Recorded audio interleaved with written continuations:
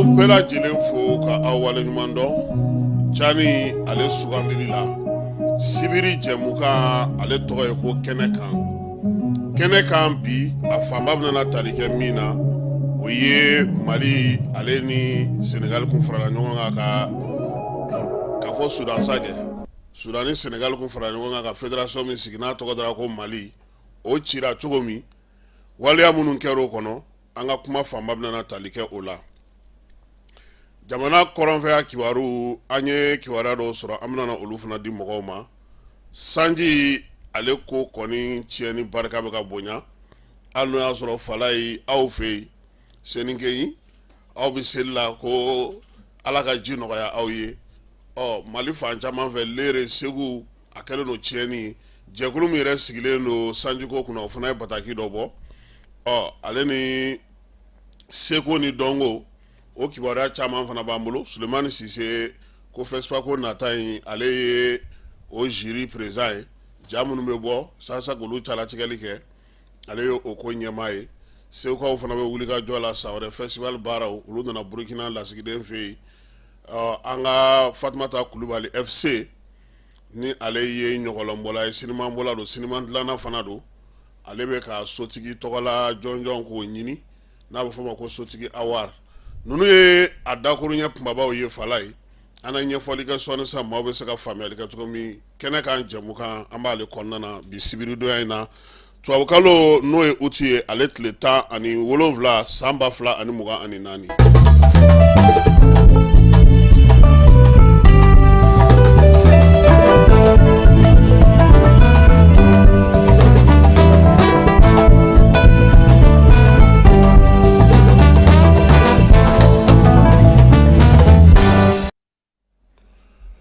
Fala yi ko cɛbakɔrɔ jamu ye kɛwale hɔrɔnya jamu ko tɛ waleya min ni kamalenkɔrɔ ni bɛ se ka o sigi sen kan o de b'i kɛ hɔrɔn ye. Maanifin i k'i hakili to i kumakan na maa kumakan a b'i kɛ jɔn ye. N bɛ tilen k'a fɔ aw ye keba ngo karamɔgɔ tɛ maa min na waati kelen pe ye o tigi karamɔgɔ ye. An ka jamana zena kɔni an bɔra ko la jamanaw bɛ to ko jamanaw tɛ dɛ kɔntinɛw bɛ tunu ko min na Ala ye anw bɔ o la. Tɛnza watɛni ko dugumana an ye ɲinini kɛ an ye sɛgɛsɛgɛli kɛ an ye maaw sɔrɔ fan caman fɛ minnu ye ɲɛfɔli kɛ an ye. Fala yi tɛnza watɛni laɲini tun tɛ ale ye nka laɲini ye mun ye kabi salongo ni ɲɔgɔnkuma ni Mali ye a fɔ ko MINUSMA ka data wulikajɔw ani fɛɛrɛw olu tigɛra nanzaraw fɛ. Mali septembre kalo la ale ni Niger ni Burkina u y'u bolo don sɛbɛn dɔ la ko Alliance des États du Sahel n'a nana kɛ confédération ye nin waati in na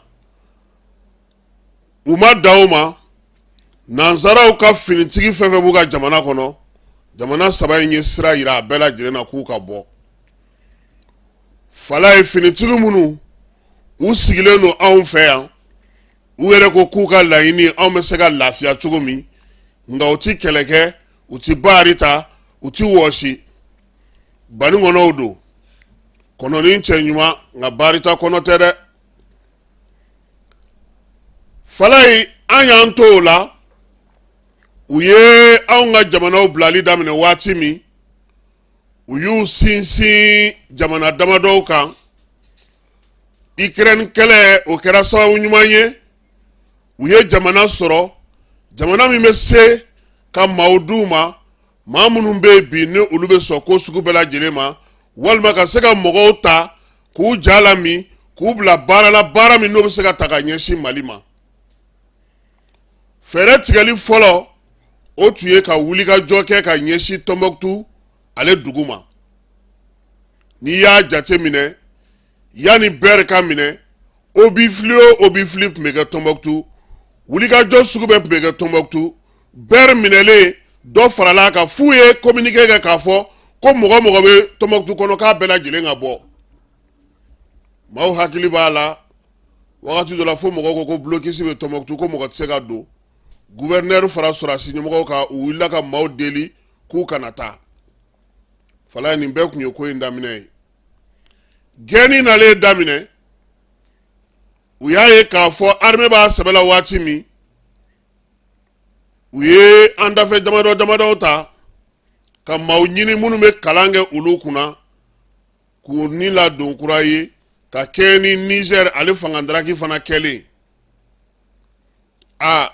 fala ye bi e ko autant a jamanaw an dafɛ jamana ka dɔgɔ mun bɛ yen n'o ma sɔn u ka cɛdenw ka ko ma han a sɔrɔdasi minnu kan ka wuli ka ɲɛsin anw ma ka wuli ka ɲɛsin Burkina ma ka wuli ka ɲɛsin Niger ma u bɛ nin jamana ninnu de kɔnɔ o de la Niger tun ye ban boloda pewu ko ale ni Benin tɛ baara kɛ ka kɛɲɛ ni u ye kibaruya minnu sɔrɔ Benin waliya minnu bɛ senna u fɛ yen ka kɛɲɛ ni nin waliya ninnu bɛɛ lajɛlen ye fala ye ala bɛ ko min na o tɛ tiɲɛ u y'u kusokasa k'a fɔ ko MINUSMA ka senna sumaya a ka tagali la Mali ye bɛri minɛ nka bɛri kɔnɔna na maa minnu tun bɛ yen o tun ye Burkina sɔrɔdasiw ye olu bɔtɔ sɔrɔdasi minɛn fɛn fɛn bɛ yen olu ye ta kɛ a bɛɛ la k'a bɛɛ jeni u ma taa ka kelen to yen armée bɛ yɛlɛ tuma min o y'a sɔrɔ bamanciwale kɛbaa minnu bɛ yen u minɛ cogo u kɛ cogo armée yɛrɛ o baara bɛɛ lajɛlen kɛ ka bɛri minɛ dugu tɔw nana far'o kan ka sɔrɔ ka Kidali minɛ kabini o de kɛra sa u ye Jabala falen ka taa fan falen ka sɔrɔ ka kurusali daminɛ ka t'u to Tinzawatène ale kɔnɔna na fala ye ala farala an kan dɛ anw tun ɲɛna n ko Ukraine min bɔra ka kuma n k'o don fɛn bɛ ji jukɔrɔ min ka girin bama ye diɲɛ bɛɛ de tun bɛ yen ka ɲɛsin anw ka sɔrɔdasiw ma o de la sisan Tinza ko baara min tun kan ka kɛ sanfɛ u y'o baaraw sigi sen kan armée ale kɛlen ka gɛlɛya sɔrɔ tubabukalo tile 19 n'o ye le 19 juillet an ye gɛlɛya min sɔrɔ o kama fala ye ka ni miiri jamana la min b'an kɛrɛfɛla ninnu na mun ma ninnu bisimila han maramafɛnw wo kɛlɛkɛminɛnw wo labɛnniw wo fɛnw wo u caman ka mɔgɔw sara la fo sisan u yɛrɛ bɛ k'a lakodɔn k'a fɔ ko tiɲɛna anw tun bɛ kɛlɛ in na han u ma dan o ma dɛ armée ye mɔgɔ minɛ kɔsa in na u bɛ k'u ɲininka aw bɔra min aw y'a kɛ cogo di caman ko Ukraine o de y'olu ta ka bɔ n'u ye Côte d'Ivoire ka na n'u ye Mauritanie ka sɔrɔ ka na u fili Tinza u recrutera cogo min a ko kɛra cogo min minnu minɛnen don bi u bɛ ka nin de ɲɛfɔ armée fana ma fila kɛ o fɛn min ka jugu wo kɔnɔfɛn ma o ye mun ye n ti bɔ a da la tɛ olu fana sigilen don maa minnu bɛ kulu wo kɔnɔnaw la ye minnu bɛ fara wo kɔnɔ minnu kana k'u ka marifa dogo ni dumuni banna i na bɔ o wa mobili foyi tɛ bi min bɛ bɔ Algérie ka i kunda anw ka jamana kan ɲininkali yɛrɛ t'a la u tun ye ja min labɛn Tinza tun mana bɔ yen u tun b'u kunda Tesaliti kan n'u tun ye Tesaliti sɔrɔ u tun bɛ Kidali minɛ Kidali mana minɛ u tun bɛ na u fara ka taa Tombouctou sabula yen de b'u ni kan kosɛbɛ nin waati in na u yɛrɛ ka kuma ko Gawo b'olu bolo ko sabula ko sanubɔyɔrɔ min bɛ Gawo ko bɛɛ o mɔgɔ bɛɛ olu ka kɛlɛkɛcɛw ye ko n'an t'o kalama k'an ka bɔ o kalama sanubɔ dingɛ min bɛ Gawo k'o bɛɛ olu ta ko wa ko Gawo kɔnɔna falen don marifatigi la marifatigi minnu n'olu k'u ka min kɛ u b'a kɛ fala ye Tinzawatène dugumana ye nin de ye nin waati in na an bɛ se ka min fɔ o ye k'a fɔ ala de farala an kan nɔn tɛ anw ɲɛ bɛ fɛn o fɛn na tun bɛ juguya n'o bɛɛ ye wa bi kɛlɛ a taabolo bɛɛ lajɛlen de falenna parce que a dɔnna sisan k'a fɔ kɛlɛ min yɛrɛ yɛrɛ yɛrɛ bɛ yen jugu ye mɔgɔ minnu ye maa minnu labɛnnen don an kama fala ɲɛ bɛ fɛn caman na Bamakɔ yan gansan tɛ dɛ politiki mɔgɔ minnu bɛ kuma banbali la k'u t'a dabila u bɛ ko in kalama maaw bɛ maaw la i tɛ se ka sigi n'a ye k'u bɛ ka waleya dɔw kɛ u bɛ duguma baara la yaasa ka se ka nin ko in maaw ja bɛ se ka wuli a cogo min na bɔlɔlɔ siraw fɛ baara in taabolo ka ca dɛ hali aw ka cikɛ nin ja in a bɛɛ y'a ko kelen in de ye kana ɲini yɔrɔ jan yɛrɛ cikɛ nin ka kumakan laban dɔrɔn lamɛn i b'a dɔn k'a fɔ ko min don i m'a ye ne bɛ to k'a fɔ ɲɛna n ko Asimi tɛ bɛɛ bisimila cikɛ nin y'a ka da Kongo ka dɛsɛ dɛ ale fana miyankakɛ in ale bɛ ko caman kalama o ale tɛ girin a kun fɛ dɛ ale bɛ jateminɛw de kɛ fala ye dɔnkilidala dɔw bɛ farafinna baarakɛla dɔw bɛ farafinna maa dɔw bɛ yen olu bɛɛ lajɛlen balo bɛ bɔ Faransi de u tɛ se ka foyi kɛ ni Faransi m'u bila min na anw bɛ girin u nɔfɛ nin y'an ka nin ye nin y'an ka nin ye n'i y'a ko dugumana dɔn don o don i bɛ tigɛ o la o danfara de bɛ Asimi ni maa caman cɛ parce que kibaruya yɛrɛw u bɛ di ale ma a k'a ta n'a bila dɔn na a ye donc nin waati in na an bɛ se ka min fɔ Tɛnza kɔni banna o cɛ t'o dugu kɔnɔ tuguni min jɔlen don a sen kan o tɛ yen minnu bɛ kuluwo kɔnɔ ni dunta banna u bɛ bɔ n'u ma bɔ don bɛ k'u nɔfɛ fana baara min bɛ senna yen yɔrɔ la o ye nin ye n y'a mɛn fana ko opération ba dɔ bɛna na daminɛ Segu Moti ani Dɔngɔnɔdugu la parce que maaw ka sɛnɛfɛnw bɛ ɲini ka na tiɲɛ kɛlɛ bɛ ɲini ka na tiɲɛ sɛnɛ bɛ ɲini ka na tiɲɛ baara bɛ ɲini ka na tiɲɛ mɔgɔ tɛ se ka se k'u sigiyɔrɔ sɔrɔ sanji bɛ maaw kan degun bɛ maaw kan fala ye sanjiko hukumu kɔnɔna na gouvernement ye jɛkulu kɛrɛnkɛrɛnnen min sigi ko san ale kasara kunbɛli baara olu bɛ se k'o kɛ cogo min olu ye a yira k'a fɔ ko nin waati laban in na sanji ale degun se yɔrɔ minnu ma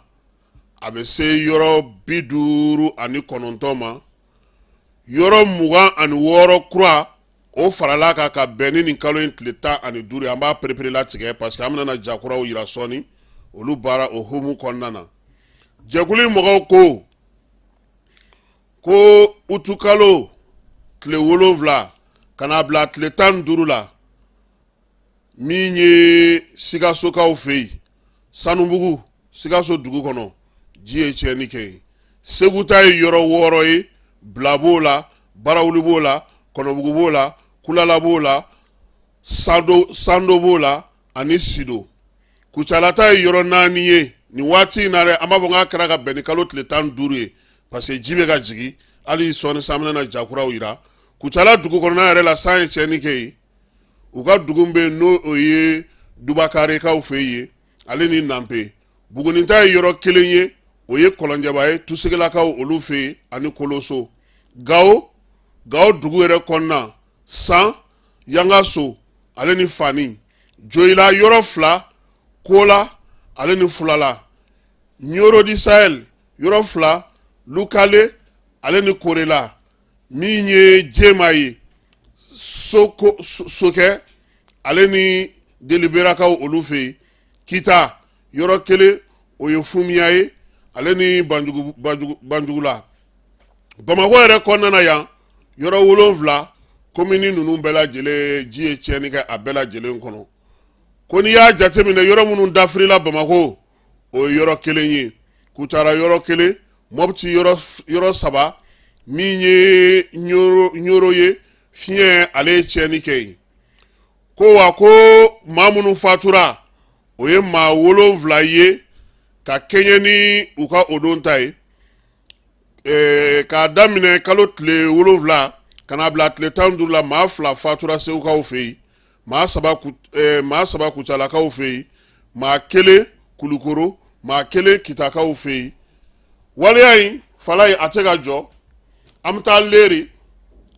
leerekaw olu ye min ci an ma bi sɔgɔmada bi sɔgɔmada in na ji ye tiɲɛni min kɛ an k'o la an ka jɛ k'o lajɛ. Assalamu alaikum à tous les membres du groupe. Nous sommes à Léré le 17 8 mois 2024. Voilà, kunungo juma sanji ya nyabala imunda Léré kauka. Ame dore kala ka kishike. Sona ali sisa mo kotara mo kam tolendo folone. Billahi la ilaha huwa. Bara jiji gina. Koni. Ngo folbe Léré kabbe. Ay do ka nyende amo ko be do la. Pup. Lo.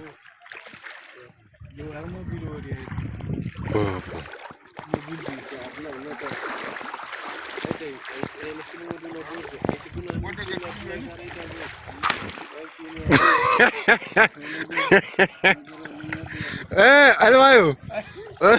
What? Yo.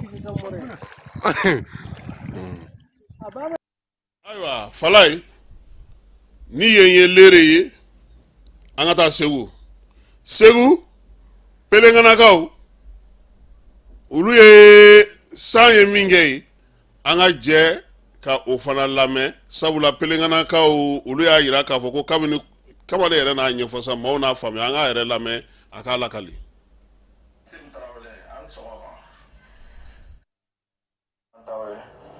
Association Pelengana kanu ne y'o président Segu Pelengana anw sigiyɔrɔ bɛnnen don Gabardo ma Gabardo kɛrɛfɛ anw bɛ yen Tarawele k'a daminɛ sur 19h 20h komi sanw daminɛ heure ma kɛ kelen ne kɔni bɛ min kalama 20h a daminɛ na a jɔra fɔ sɔgɔmada in na 5h du matin Kasim Tarawele anw kamana gannen don sow binnen don anw ka côté fan bɛɛ la n yɛrɛ kibaruya sɔrɔ ko Segu fan bɛɛ don donc an bɛ min ɲini fɛ i k'a lase jamana ɲɛmɔgɔw ma n'u m'a lajɛ ka solution kɛ an ka nin jiko in na Pelengana source Pelengana yɛrɛ a ma nɔgɔ Pelengana sira tɛ yen n'i taara fan o fan sira tɛ Pelengana fan si fɛ vraiment an yɛrɛ an bɛ welewelemada kɛ san o san ni ji kelen de bɛ don an kan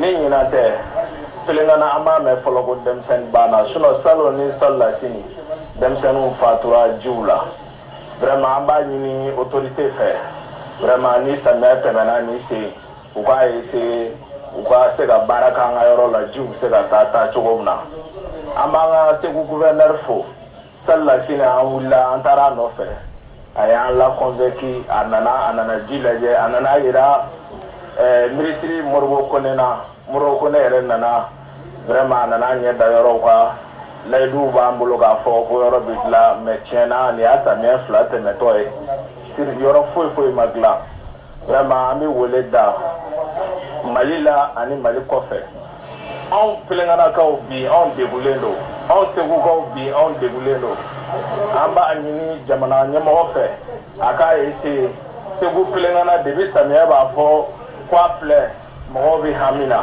vraiment an bɛ jamanaden bɛɛ lajɛlen fo min kɛra bila o ɲɔgɔn kelen de b'anw fɛ yen Pelengana bi vraiment an b'a ɲini Tarawele yɛrɛ fɛ i k'a lase jamana ɲɛmɔgɔw bɛɛ lajɛlen ma mɔgɔ minnu bɛ kɔfɛ i k'a las'u ma mɔgɔw ka kɔlɔn firilen don sow binnen don Pelengana a n'a lamini na bi vraiment ne kɔntan o kumakan don ka bɔ Segu Pelengana merci.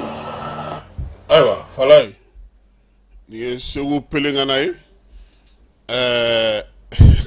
sanji ale tɛ maa ɲɛ filɛ donc an b'a fɔ san ko nin ko in ala ka a ko nɔgɔya ni Segukaw n'olu kɔni bɛ fɛn na an t'a lajɛ n'an bɛ se ka taa Selinkɛyinkaw olu ye seli la ko sanji n t'a dɔn n'o y'a sɔrɔ a labɛnnen don i bolo parce que kunungo fili ye kibaruya d'a ma k'olu bɛ ka seli ko san ka se ka na u fɛ yen ninnu b'a la ko gouvernement ka fɛɛrɛ ɲini an ka taa Selinkeyi n'o y'a sɔrɔ i labɛnnen don.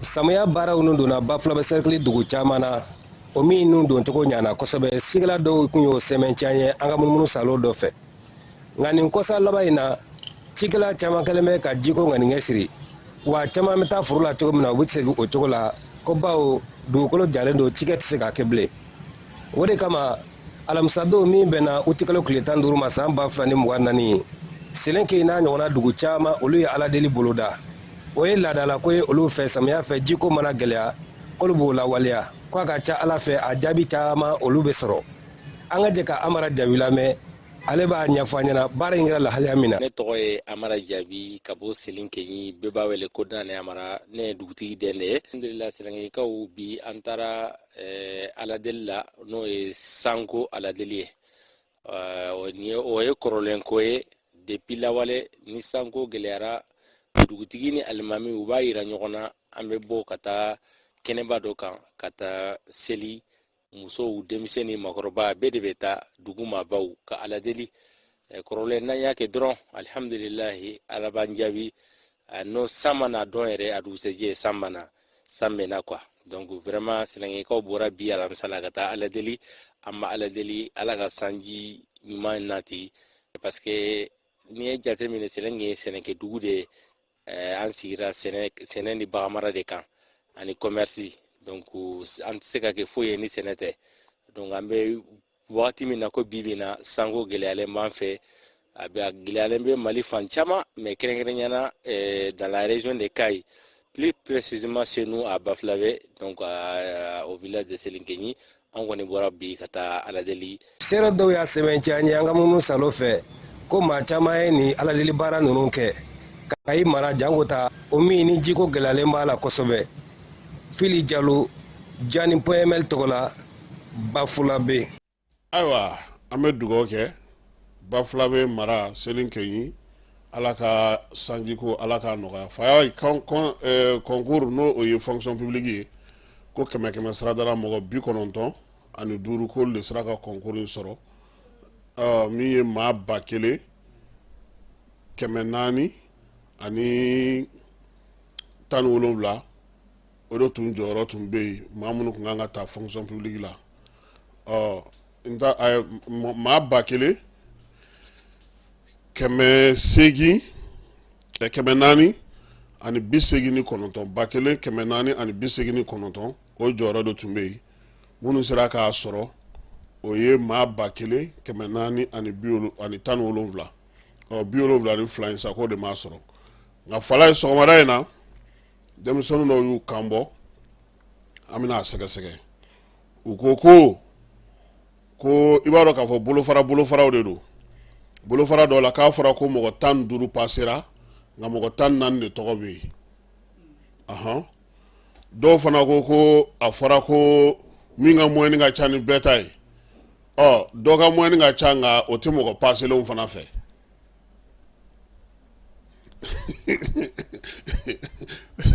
donc denmisɛnnin minnu y'a kumaw fɔ an n'a sɛgɛsɛgɛ centre d'examen de concours jaabi mun bɔra u yɛrɛ jaabi mun ci an ma communiqué o b'anw bolo denmisɛnninw fana y'u ta ci k'a yira k'a fɔ olu ka par exemple t'a dɔn ko inspecteur de trésor wa mun de don olu ka domaine de la a fɔra ko mɔgɔ 15 passera mais mɔgɔ 11 de tɔgɔ bɛ yen u ko k'a 4 tɔ dun o yɛrɛ ma jugu u la kosɛbɛ u ko mɔgɔ minnu yɛrɛ fana k'olu passera olu dɔw fana tɔgɔ tɛ yen fana ne ko n ko est-ce que u ma fili papier la ou bien u ma fili fɛn na parce que a sugu a kuma ka ca dɛ a kɛra ko baki la jaabi dɔ dulonna ekɔliso dɔ la a bɛɛ kun tɛ dɔw ma passé olu tilala ka t'u tɔgɔ ye ministère ka page kan baki bɔ don awɔ fɛn fɛn tun bɛ internet kan kɔni olu y'u tɔgɔw sɔrɔ quoi donc ni min fɔlen filɛ nin ye an bɛna n'a sɛgɛsɛgɛ k'a ɲɛɲini pour que ka se ka a ko tiɲɛ dɔn festival Sile Niger ale bɛ kɛ san wɛrɛ o bɛ k'a ta ko 21 ye festival délégué général sa n'o ye Jibril Gise ye ale ni maa min bilalen don n'o bɛ se ka maaw bolo di ɲɔgɔn ma sa ka se ka na festival kɔnɔna na ka na senkɔrɔma don n'o ye Keba Dafe ye Mamu Dafe denkɛ olu kɔni nana burukina lasigidenso la bamakɔ yan o kɛra sababu ye sa u n'o ka ɲɔgɔn hakilila falen kɛ min ye festival ta ko 21 in ye burukina jɔyɔrɔ bɛna kɛ min ye a la an b'a yira la sa k'a fɔ ko festival sur le Niger Segu Art ale ta ko 21 in a bɛ kɛ février kalo tile 4 ka taa bila tile 9 na min ye segukaw olu fɛ yen labɛn olu bɛ sen na Fespaco min bɛ kɛ san wɛrɛ burukinakaw fɛ yen maa minnu bɛ yen n'olu kan ka calatigɛli kɛ n'o o ye jury maaw ye olu ka ɲɛmaaya dira an yɛrɛ ka cɛkɔrɔba ma n'o ye Sulemani Sise Bois ko maa tɔ minnu n'olu kan ka baara kɛ olu tɔgɔ bɛɛ lajɛlen fɔ conférence de presse senfɛ Sulemani Sise ale fana tɛ maa denni ye an ka sirimanko la sabula jɔnjɔn min bɛ kɛ Burukina san o san n'u b'a fɔ ma ko étalon ɲɛnɛka ale kelen pe de ye Mali sirimanbɔla min y'a ta ko 2 kɛ Cheikh Umar Sisoko y'a ta ko 1 kɛ Mali fana ye jamanaw fɛ jamana minnu fana ye étalon in ta ko caman kɛ sinon jamana dɔw bɛ yen olu fana ma se ka o sɔrɔ Fatumata Kulubali n'an b'a wele ko FC n'a bɛ jabɔ kɛ a bɛ ja dilan kɛ Sotigi Kuyate tɔgɔla jɔnjɔn dɔ bɛ yen o maa ɲɛnɛmaw sugandili ale tɔgɔ bɛ o la u y'a yira sa k'a fɔ ko a taara ka da kun min kan ale ni Faranjɛ ye ja min bɔ n'u b'a fɔ ma ko tan in kɔnɔna na ale yɛrɛ de ye tanti ye o tanti jɔyɔrɔ in na sa kɔni ale o na kɛ sababu ɲuman ye maliyɛnw kɔni vote k'a ye Mali fantan 4 bɛɛ lajɛlen fɛ sisan sa ɲini n'o bɛɛ fɛ tuguni mɔgɔw ka jɛ ka vote o kɛ a ye an bɛ dugawu kɛ sa min ye FC ala ka garisigɛ ja fala a y'aw tulo n'aw ɲɛw datugu an bɛ taa Kucala npogotiginin dɔ ale taalen no vacances la a tɛnɛmuso fɛ yen tile 5 dɔrɔn a ye tɛnɛmuso cɛ minɛ a la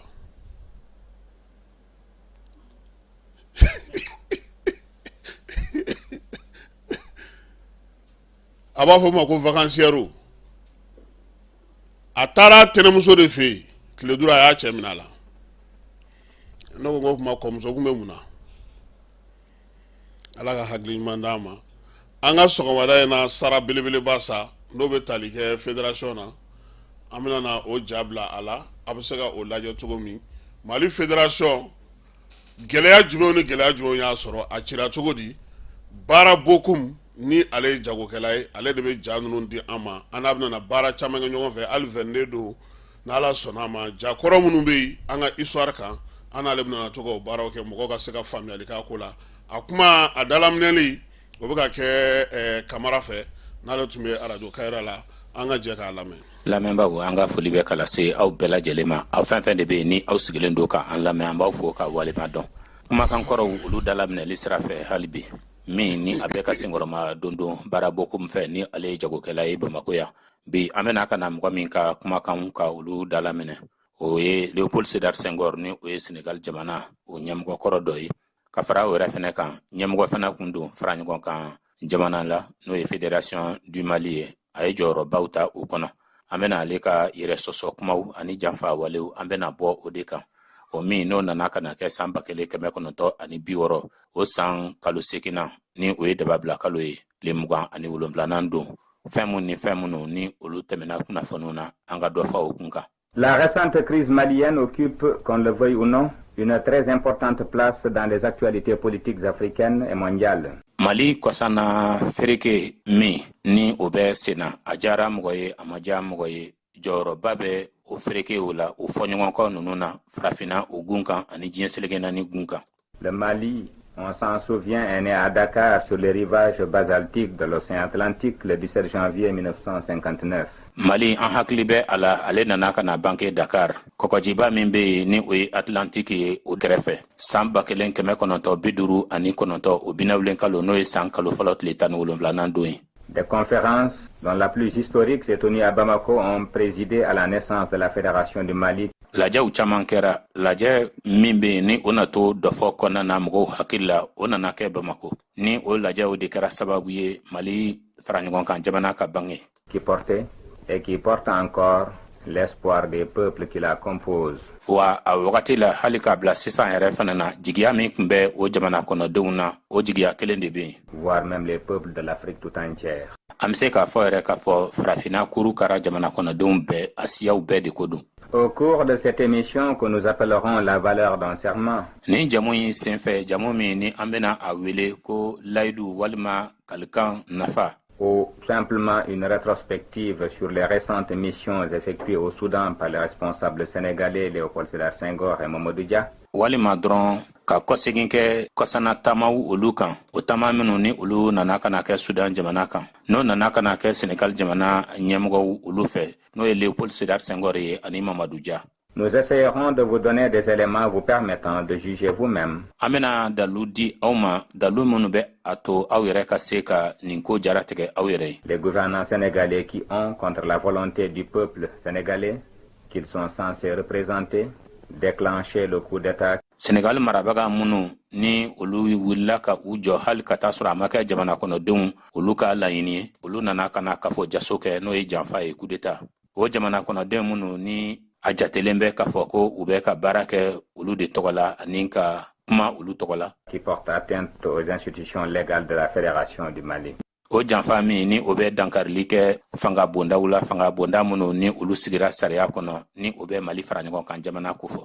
Nous n'effectuerons pas avec Léopold Sédar Senghor, à travers cette émission spéciale, le périple qu'il a mené successivement à Ségou. An tɛna na taama kɛ Léopold Sédar Senghor fɛ ni jamu kɛrɛnkɛrɛnnen in kɔnɔna na taama minnu ni o ye a lase ka da ɲɔgɔn kan Segu, Sikasso, Mopti, Sikaso, Mopti, Bandiagara, Sanga, Bandiagara, Sanga, Gundam, Dire, Gao, Tombouctou, Tombouctou, Nioro du Sahel et enfin Caille. Nioro du Sahel ani labana Caille. Les thèmes développés au cours de cette mission étant à peu près les mêmes. Da sera kuma minnu ma nin taama senfɛ mɔgɔ bɛ se k'a fɔ ko a bɛɛ lajɛlen ye kelen ye. Nous retiendrons arbitrairement ceux développés dans certaines localités. Nga an n'a suganti an yɛrɛ ye ka an da maga kumaw na kuma minnu ni olu fɔra marayɔrɔ dɔw la. Et c'est ainsi que nous commencerons par Ségou. O cogo de la an bena daminɛ ni Segu ta ye. Tout d'abord, nous allons laisser l'antenne à Lamine Diakhaté. Fɔlɔ an bena kana kuma ka a to Lamine Diakhaté bolo. C'est même Lamine Diakhaté qui insulte aujourd'hui les dirigeants maliens et le peuple soudanais. O Lamine Diakhaté min ni a bɛ Mali ɲɛmɔgɔw nɛni bi ani ka Sudan jamana kɔnɔdenw nɛni. Qu'il a confondu dans des éloges tout le long de ses missions.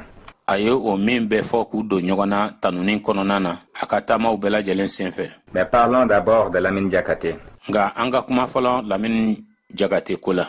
Et rappelons ce que nous disions de lui au lendemain de la crise. Nga an bɛ hakililajigin de kɛ an tun bɛ ka min fɔ a ko la fereke ni yɛrɛ dugusɛjɛ gɛlɛya ninnu dugusɛjɛ. Lamine Diakhaté, dans une de ses diatribes qui le caractérise, Lamine Diakhaté a ka jalakili kuma dɔw la jalakili kuma min ni o yɛrɛ b'a yira ale yɛrɛ ye mɔgɔ min ye. a fait sur les antennes de Radio Mali, devenue depuis le coup de force du gouvernement sénégalais la radiodiffusion nationale du Sénégal.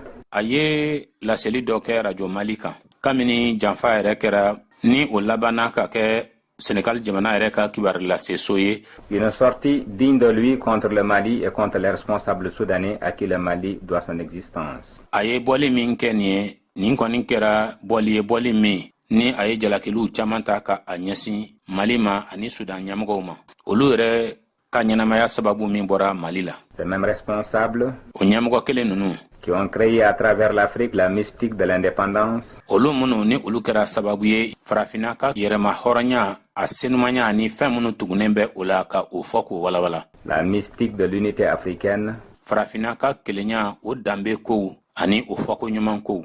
La mystique de la fraternité africaine. Ani farafina ka badenya o danbe ɲuman ani o fɔcogo ɲuman tɔw. Ces mêmes responsables qui ont été l'objet de ces fleurs ainsi que celles de ses patrons, les gouvernants sénégalais. O ɲɛmɔgɔ kelen minnu ni olu bɔra ka nin tanuni kuma ninnu fɔ ani o kuntigi minnu ni olu bɛ Sénégal marabagaw la. Lors de nombreuses missions caravanes qui les ont menées à travers toutes les contrées de la République soudanaise. Tama jurujan fɛn de bɛ yen ni u y'o kɛ Sudan a marayɔrɔw olu bɛɛ lajɛlenw na. C'est à l'occasion desquelles les peuples soudanais les ont reçus et fêtés en frères. O taama minnu senfɛ Sudan jamana kɔnɔdenw ye olu kunbɛn ni ka tila fana k'u jate i n'a fɔ balimaw kɛw. Nous opposerons quant à nous aux insultes de ces hommes de paille. An bɛna fɛn min kɛ ka nɛnini kunbɛn nɛni minnu ni olu bɔra ni malangolo ninnu yɔrɔ. De ces caméléons et pleutres rhétoriciens. Ka nin nɔnsi ninnu k'olu kunbɛn ani ninnu mɔgɔ dusuntan hɔrɔnkolonw kuma b'a fɔla fu ka olu kunbɛn. le mépris d'un indifférent silence. Ambe akede inafo hali fiema chiere ambu jate inafo fu kandadi. L'Afrique ne se crée pas par des discours. Farafinata ladan ni la selie. Pas plus qu'elle ne se créera par des polémiques stériles. Wa farafinata na ladan fene abada ni nyogon sama na fantai. Moins encore par des injures haineuses. Atana na kefena abada ni neni munu ni ube koniali dakelen kufo. À la politique du point fermé, à la politique du verbe haineux, le Mali oppose et opposera celle de la main fraternellement tendue. Sira min koni be ni ube se soroli kufo ki bolo yangan sanfɛ walima sira min yɛrɛ be ni ube koniali dakelen kufo. Mali bɛ fɛn min kɛ ka olu kunbɛn o de ye badenya bolo min ni o yankanen don ka a ɲɛsin u ma. Au diatribe des responsables sénégalais, Sénégal jamana ɲɛmɔgɔ jalakilikɛlaw n'u o hakilinaw. Nos responsables opposeront une sérénité et une détermination toujours plus ferme de travailler au mieux des intérêts africains. An ka ɲɛmɔgɔw olu bɛna fɛn min kɛ k'u kunbɛn o ye basigi ye ani cɛsiri min barika ka bon tuma bɛɛ lajɛlen na walasa ka baara kɛ tuma bɛɛ ka taa fɛ farafinna ka nafa kosɔn. Mais laissons à ceux qui ont pris cette lourde responsabilité Nga mɔgɔ minnu bɛ yen ni u ye u yɛrɛ ɲun ni kungoba in na an k'a to olu ma. de porter un coup de force contre les institutions légales de la Fédération du Mali et contre ses dirigeants. Olu mɔgɔ minnu ni olu ye janfa kɛ ka ɲɛsin fanga bondaw ma. Fanga bonda minnu ni olu sigilen don sariya kɔnɔna na min bɛ Mali fara ɲɔgɔn kan jamana kofɔ ani ka ɲɛsin a ɲɛmɔgɔw ma. Et qui se sont auréolés de la triste gloire des démolisseurs. Olu minnu ni u nana ka na mangutun jugu ni o ye tiɲɛnikɛla ka mangutun jugu ye ka o ta k'o yanga u kunkolo sanfɛ. Nous laisserons à ceux-là la responsabilité de leurs actes devant l'histoire et devant le monde. O la an bɛ a to o mɔgɔ minnu ye o kɛwale cɛjugu kɛ u ka jɔ o kungo kɔrɔ dɔ fɔ ɲɛkɔrɔ n'o ye tariku ye ani diɲɛma ɲɛkɔrɔ. Auditeurs et citoyens du Soudan. Sudan lamɛnbagaw ani a jamana kɔnɔdenw. Auditeurs et citoyens du Mali. Mali jamana kɔnɔdenw ani Mali lamɛnbaw. Vous ne démentirez pas votre légendaire civisme. Aw tɛna sɔsɔli kɛ ka ɲɛsin tanuni ma min bɛ aw ka ladala faso de ɲumanya ko fɔ. Votre légendaire sagesse. Aw ka hakilimaya min ni o bɛ fɔ dɔfɔ kɔnɔna na. Et votre patriotisme non moins légendaire. Ani aw ka jamana kanu faso kanu min ni o bɛ fɔ kabini bi ma se. Certes, nous nous trouvons devant une situation difficile. Tiɲɛ don an bɛ lahalaya min ɲɛkɔrɔla la a ka gɛlɛn. Mais il est sûr que vous la surmonterez par votre courage. Nga dusu ni barika min bɛ aw la aw na se ka tɛmɛ o gɛlɛyaw bɛɛ kan. Par votre vigilance et surtout par votre sens de l'honneur et de la dignité. Aw ka kɔlɔsiliko ɲuman fɛ ani zanko hɔrɔnya ani bonya o miirili min bɛ aw la aw na tɛmɛ nin kow bɛɛ kan. Voilà ce que nous répondions au lendemain de la crise aux injures de Lamine Diakhaté. A filɛ nin ye an ye jaabili min kɛ mankan ye dugusɛjɛ k'o kɛ jaabili ye ka ɲɛsin Lamine Diakhaté ka nɛnninkow ma. Laissons la parole à Lamine Diakhaté qui parle de Ségou. An ka kuma to Lamine Diakhaté bolo ale bɛ ka kuma Ségou ko la. Pour une fois, je découvre une limite au vert plus qu'un nom. Ségou comme Sikasso, comme Bandiagara, comme Tombouctou. Nin ye a siɲɛ gale ye n ka se ka yɔrɔ ye yɔrɔ min ye yɔrɔba ye min bɛ i n'a fɔ Sikasso, i n'a fɔ Bandiagara, i n'a fɔ Tombouctou. Comme Djenné, comme Gao. I n'a fɔ Djenné ani Gao. À l'instar de milliers de bourgades de cette terre soudanaise. Ka a sanga dugu ba kelen sigiyɔrɔma caman na Sudan jamana kan. Province de la Fédération du Mali. N'o ye Mali fara ɲɔgɔn kan jamana o marayɔrɔ dɔ ye. Évoque une tranche de vie de l'histoire de ce pays. Wa o yɔrɔ ninnu olu bɛ kuma Mali a dɔ fɔ yɔrɔ dɔw olu kan. Une tranche faite de sang et de chair. O ye yɔrɔw ye yɔrɔ minnu ni u labɛnnen don ni joli ani farisogo de. Et qui est le sang et la chair même d'un peuple. Wa o de jamana kɔnɔdenw olu farisogo ani u joli ye. Mais les coups de feu de Ségou disaient ce matin simplement la bienvenue au président du parti de la Fédération africaine. Nga bi sɔgɔmada in na marifacikanw n'o ye Ségou marifacikanw ye o ye bisimilali kɛ ka a ɲɛsin tɔn ɲɛmɔgɔ ma tɔn min ni o bɛ farafinna o farali ɲɔgɔn kan k'o kofɔ. Et au président du gouvernement de la Fédération du Mali. Ani fara ɲɔgɔn kan jamana Mali o fanga ɲɛmɔgɔ. Ces coups de feu pacifiques silencieux et qui peuvent être dangereux si besoin en était. Wa o marifacikan min filɛ o ye ni o bɛ hɛrɛ ko fɔ n'a kɛra ɲɛ dɔ yɛrɛ fɛnɛ ma a bɛ se ka kɛ mugucikanw ye minnu ni o ka jugu. C'est-à-dire si l'idéal malien de dignité devait être compromis par des forces rétrogrades. n'a kɛra k'a fɔ hakilina minnu be yen ni o bɛ tali kɛ hɔrɔnya na ko dankari kɛra o la n'o nana ka na kɛ mɔgɔ jugu olu fɛ mɔgɔ jugu minnu n'olu bɛ an sama k'an nasegin kɔfɛ. Lamine Diakhaté ne se doutait certainement pas alors que les forces rétrogrades dont il parlait ici a tun tɛ ka siga a la abada tun bɛ ka kuma mɔgɔ minnu ko la ni olu bɛ an sama k'an nasegin kɔfɛ. Se serviront justement de son patron Senghor, qui devait être avec Mamadou Dia le 19 août 1960. Ko o mɔgɔ ninnu siga tɛ a la olu tun bɛna ka na Lamine Diakhaté yɛrɛ ka ɲɛmɔgɔ a ka kuntigi n'o ye Senghor ye. O min ni Mamadou Dia kun kan ka kɛ ɲɔgɔn fɛ san 1960 o dababila kalo n'o ye san kalo 8nan o tile 19nan don ye. Ceux qui tenteront de juguler le grand espoir des peuples maliens et d'Afrique, la Fédération du Mali. Olu minnu ni olu ye a laɲini jigiyaba min kun bɛ Mali jamana kɔnɔdenw na ani farafina jamana kɔnɔdenw na ko o jigiya o wari ko o ɲɔni ko labi n'o kun ye Mali fara ɲɔgɔn kan jamana ye. Et c'est précisément Senghor, renforcé par Mamadou Dia, préprélatigɛla Senghor ni ale senkɔrɔma tintina Mamadou Dia fɛ, qui tentera de s'auréoler de la triste gloire de démolisseur d'empire, minnu ni olu nana ka na mangutun jugun ta ka o da u kunna k'a fɔ ko u ye jamana cilaw ye k'u ye dugu cilaw ye. Ce que d'ailleurs, fort heureusement, o min yɛrɛ n'a kɛra kunnaja ko ye ils ne parviendront jamais à réaliser au Mali. U ma se abada ka o de kɛ Mali la. Et Lamine Diakhaté est de poursuivre imperturbable. Lamine Diakhaté a taara ɲɛfɛ ni a ka kuma ye ka taa sɔrɔ a ma lajɔ. Vous avez vu une foule qui a choisi de relier l'aérodrome à la ville. N ye jamakuluba ye jamakulu min y'a latigɛ pankurujigi kɛnɛ o ni dugu furancɛ ni ɲɔgɔn cɛ k'a bɛɛ kɛ mɔgɔw ye. Et les cavaliers avaient ouvert la marche. C'est là un aspect de Ségou, cette coquette.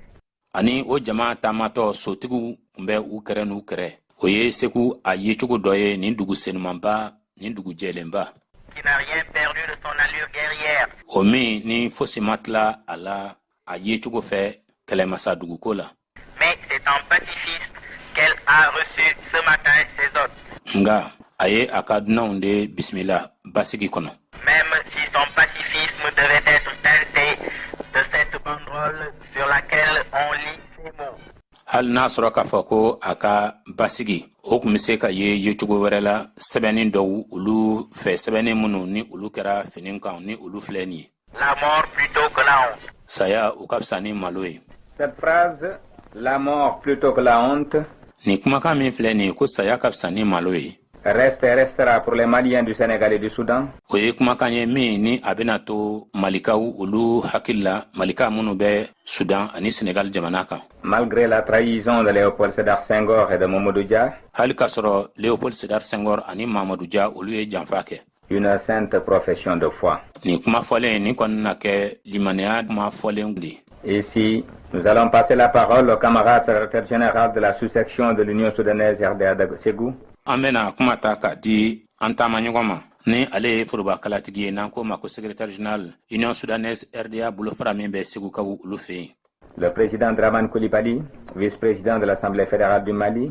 Ɲɛma Dramane Coulibaly ni ale ye ɲɛmɔgɔ dankan ye wasabulon min n'o bɛ Mali jamana kofɔ. Qui et à son chef, le président Léopold Sédar Senghor, président de l'Assemblée fédérale du Mali et du Parti de la Fédération africaine. O min a ka ɲɛmɔgɔ ɲɛna n'o ye kuntigi Léopold Sédar Senghor ye ni ale ye wasabulon ɲɛmɔgɔ ye min bɛ Mali fara ɲɔgɔn kan jamana kofɔ ani tɔn min fɛnɛ bɛ yen ni o bɛ fara ɲɔgɔn kan kofɔ Golofina.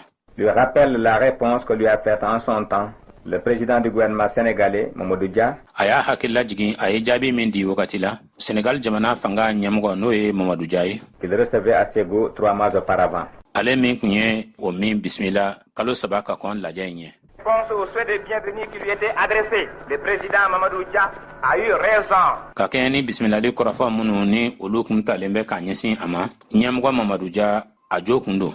De souligner que le Sénégal et le Soudan étaient désormais liés à tout jamais au sein du Mali pour le bien et pour le pire. K'a yira ko Sénégal o ni Sudan ko olu sirilen kun don ɲɔgɔn na u nɔrɔlen kun don ɲɔgɔn na bada Maliko kɔnɔna na ɲuman fara juguman kan.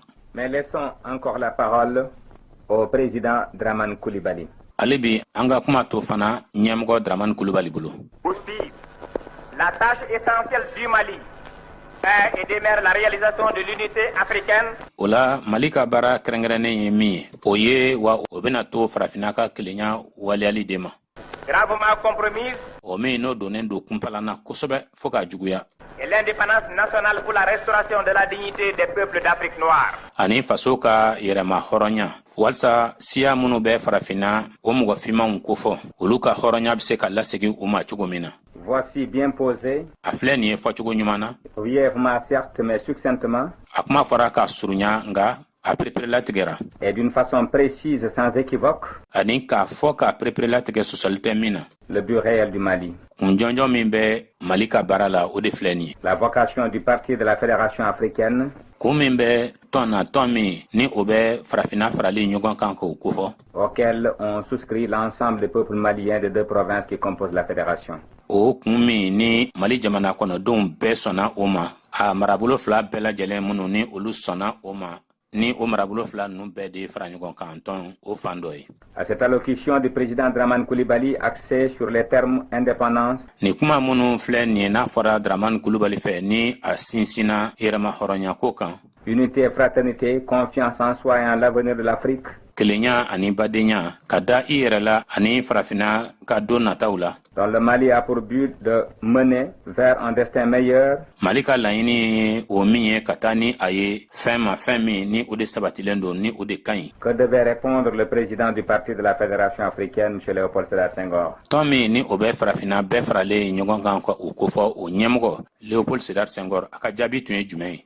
Camarades, c'est un spectacle réconfortant.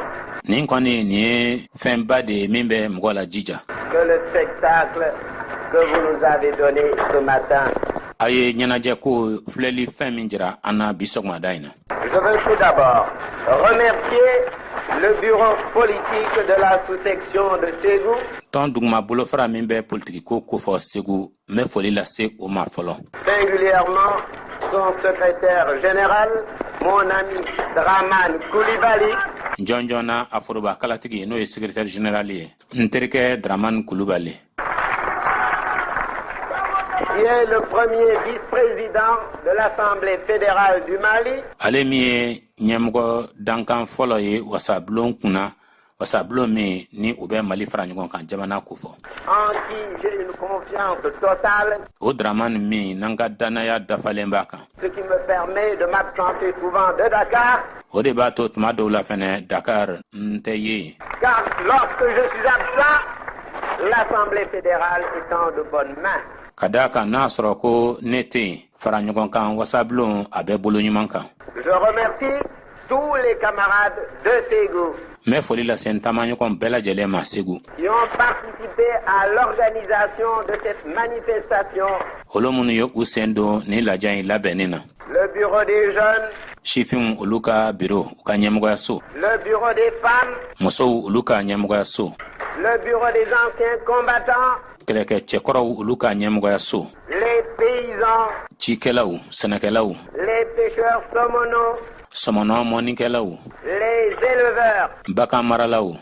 Je remercie également les autorités civiles, militaires, religieuses. N bɛ foli fana lase faamaw ma mɔgɔya lihalaw ɲɛnabɔbagaw finitigilakaw ani diinɛ ɲɛmɔgɔw. Qui sont associés à cette manifestation d'unité nationale. Olu farala ɲɔgɔn kan ni lajɛ in na min bɛ jamana ka kelenya kofɔ. Mais je n'aurais garde d'oublier au-dessus des sous-sections. Nga na n janto walisa an kana ɲina fiyewu ko dugumatɔn ninnu sanfɛla la. Vous avez un bureau politique de l'Union soudanaise. Union soudanaise a ɲɛmɔgɔyaso dɔ bɛ yen politikiko kama n'o ye bɛrɛbɛrɛli ye. Vous avez un secrétaire général de l'Union soudanaise. Union soudanaise foroba kalatigi dɔ b'a la n'o ye secrétaire général ye. Et en même temps le secrétaire général du parti de la Fédération africaine. O wagati kelen kɔnɔna na ni ale ye foroba kalatigi ye tɔn tɔgɔla tɔn min ni o bɛ farafina bɛɛ faralen ɲɔgɔn kan k'o kofɔ. Mon ami Modibo Keïta. N terikɛ Modibo Keïta. Qui continue la grande tradition du sage Kété Konaté. N'ale bɛ ka taama hakilimaya ba sira kan sira min ni o tun bɛ mɔgɔkɔrɔba Mamadu Konate bolo. En y apportant le dynamisme, l'audace et l'esprit constructeur de la jeunesse. Ka na ni galabu ye tɔn kɔnɔ jagɛlɛya ani hakilina minnu bɛ dilanni kɛ ka ɲɛsin sifinw ma. Modibo est déjà populaire au Sénégal. C'est une figure sénégalaise. Modibo Keita ale kɛra tɔgɔtigi ye a kɛra jamatigi ye Sénégal jamana kan kaban. Sénégal o mɔgɔba dɔ de don. Et les Sénégalais, je peux vous le dire, ont pleine confiance en lui. N bɛ se k'a fɔ aw ɲɛna k'a fɔ ko Sénégalikaw ka danaya dafalen bɛ Modibo Keita kan. Je vous devais cette bonne nouvelle. N tun ka kan ka ni kibaruya duman in de fɔ aw ɲɛna. Vous nous avez donné un spectacle A ye filɛli koba de yira an na. d'organisation, de discipline, de foi. Min bɛ kow labɛnni kofɔ, min bɛ limaniya ni kololi kofɔ. Vous avez retrouvé les vertus qui ont fait la grandeur du Soudan classique. A ye danbe kow de sɔrɔ danbe ko minnu ni olu kɛra fɔlɔ-fɔlɔ Sudan o danbe kow ye n'olu tun ye a mankutunkobaw ye. Les vertus des Diarra et des Koulibaly de Ségou. Jaralakaw ani Kulubalilakaw olu danbe kow Segu. Les vertus des Dunka du Ghana. Siya minnu bɛ wele ko Dunkaw Ghana jamana kan olu danbe kow. Des Mansa du Mali. Mali mansaw danbe kow. Des Askia du Songhai. Ani Songhai o Askiyaw danbe kow. Vous les avez retrouvés, ces vertus. O danbe kow a ye olu sɔrɔ ko kura. Ces vertus d'organisation, ces vertus de discipline librement consentie. Danbe ko minnu bɛ yen ni olu bɛ labɛnw kofɔ. Min bɛ kololi kofɔ, kololi min ni a kɛra kanabila kɔnɔna na. Ces vertus d'enthousiasme lucide. O danbe ko minnu ni olu bɛ ɲagali kofɔ ni olu la kodɔnnen don. Vous avez retrouvé les vertus de nos pères. Pourquoi? A ye o danbe kow de sɔrɔ ka mun de kɛ. Et pour refaire ce que les grands empereurs avaient fait. Walasa ka segin kɛ kɛwalew kan kɛwale minnu ni aw ka kɛlɛmasabaw olu tun ye minnu kɛ. Pour unifier tous les Africains des plaines soudanaises. Walasa ka farafindenw bɛɛ lajɛlen ka olu kɛ kelen ye minnu bɛ Sudan falakama kanna na. Du Tchad à l'Atlantique. K'a daminɛ Tchad jamana ma fɔ ka taa se Atlantique kɔgɔji ma. Du désert à la forêt. K'a daminɛ kungo kolonba ma fɔ ka taa se tufin ma. C'est parce que nos empereurs ont été des administrateurs.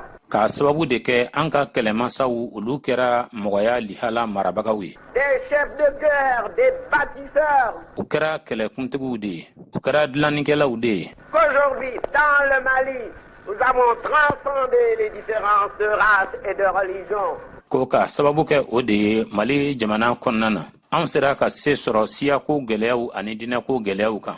C'est parce que nos grands empereurs ont été des administrateurs et des constructeurs. Ka sababu kɛ an ka kɛlɛmasaw olu kɛra mɔgɔya lihala dilanbagabaw ye, u kɛra fasojɔlabaw ye. Que nous pouvons augurer favorablement de l'avenir du Mali.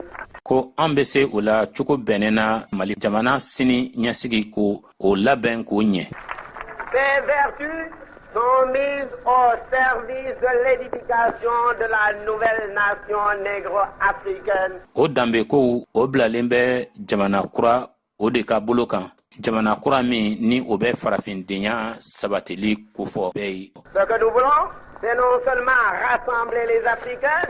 An bɛ min fɛ o ye ka farafindenw k'olu fara ɲɔgɔn kan. C'est les rassembler et les organiser. O ye k'olu fara ɲɔgɔn kan ka u labɛn. Pour donner au monde le spectacle d'une grande nation moderne.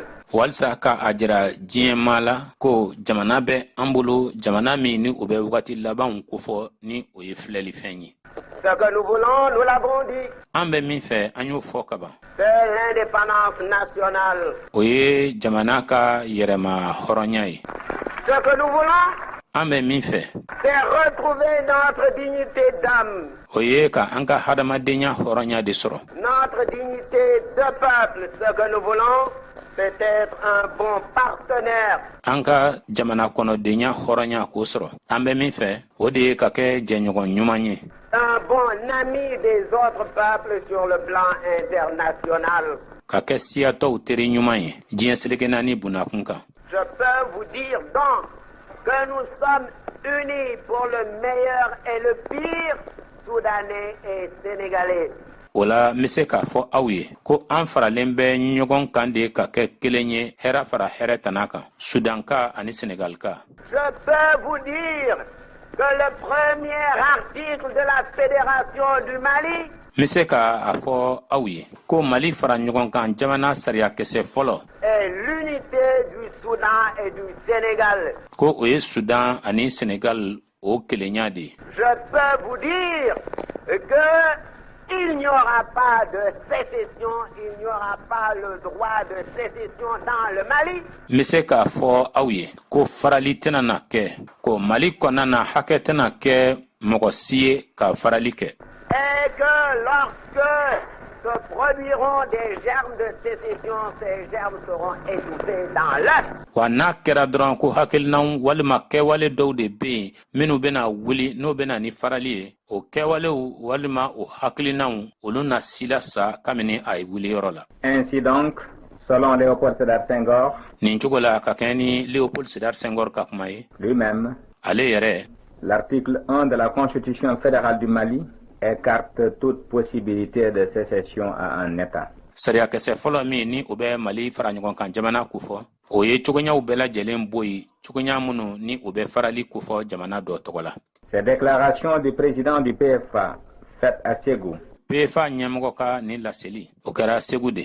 Et constituant un véritable engagement et ani nin kɔni ye kalikan lakika de nin ye layidu lakika de. Une prise de position sans équivoque en faveur de l'éternité du Mali se passe de tout commentaire. Nin kɔni ye jɔsen de ye jɔsen min ni siga tɛ a la bada ka a ɲɛsin Mali ma kɔrɔfɔ foyi tɛ min kɔfɛ. Mais nous demandons-nous, que reste-t-il de cet engagement? Nka an bɛ an yɛrɛ ɲininka nin layidu ani nin kalikan ye a tɔ tora jumɛn ye sa? Comment cela se fait-il qu'il n'ait pas été tenu par le président du PFA? A dun bɛ se ka kɛ cogo di? PFA a ɲɛmɔgɔ a ma se ka nin layidu dafa. Mun na? Simplement parce que les tenants de l'impérialisme colonialiste a kun ye dɔrɔn mɔgɔ minnu ni olu de wuruneya ani jɔnya ɲɛmɔgɔw ye. Connaissent le bon Senghor, ses ambitions et sa faiblesse coupable pour les honneurs. Olu bɛ ni Senghor ni dɔn kosɛbɛ ani ŋaniya minnu b'a la. Barika dɛsɛyɔrɔ minnu bɛ a la bonyakow ta fanfɛ. Ils savent aussi que Senghor tient avant tout aux avantages matériels. U b'a dɔn fɛnɛ k'a fɔ ko Senghor ye mɔgɔ min ni a minɛ ka di ko a lasɔrɔ ka di kosɛbɛ